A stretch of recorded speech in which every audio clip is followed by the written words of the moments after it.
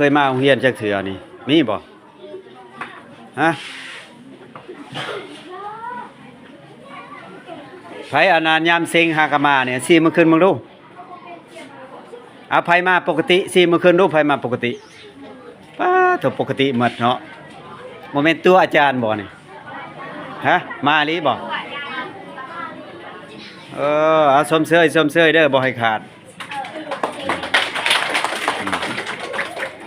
เอาเฮ็ดได้ขอได้เฮ็ดคนนั้นก่อนใช้อันนั้นโทนี่น่ะโทนี่ไม้เกือบแล้วเด้บ่พาวนะเด้อลูกเด้อไม้ให้มันถึกซะก่อนบ่แม่นหาแต่ไม้เดี๋ยวไม้ละล่ะบ่ถึกบ่ได้คะแนนฉะนั้นให้คอยอ่านเบิ่งข้างในคำถามเดี๋ยวเลยจึงคอยไม้แน่น่ะว่ะ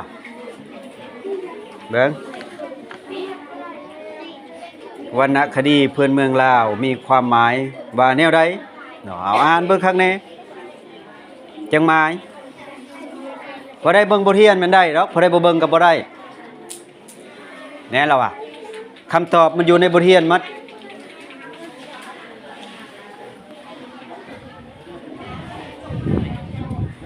ทางนี้คือเลาะแหละ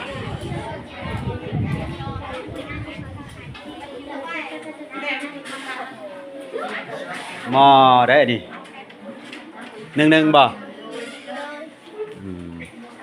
เอาไผบ่เคยขาดโรงเรียนมาปกติ4มื้อคืนไผขาดหลายกว่าหมู่4มื้อคืนผู้ผมยาวๆมันอย่าขาดบ่ขาดเด้อบัดนี้เด้อ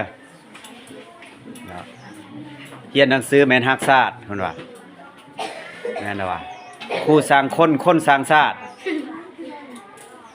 แม่นแล้วพวกเจ้าได้สิสร้างชาติอันนั้นหมวกก็บ่ถอดได้หมวกเขาใส่เพดานข้างในหัวโลนบ่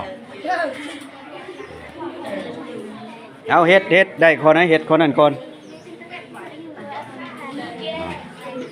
ได้ขอได้เฮ็ดคนนั้นก่อน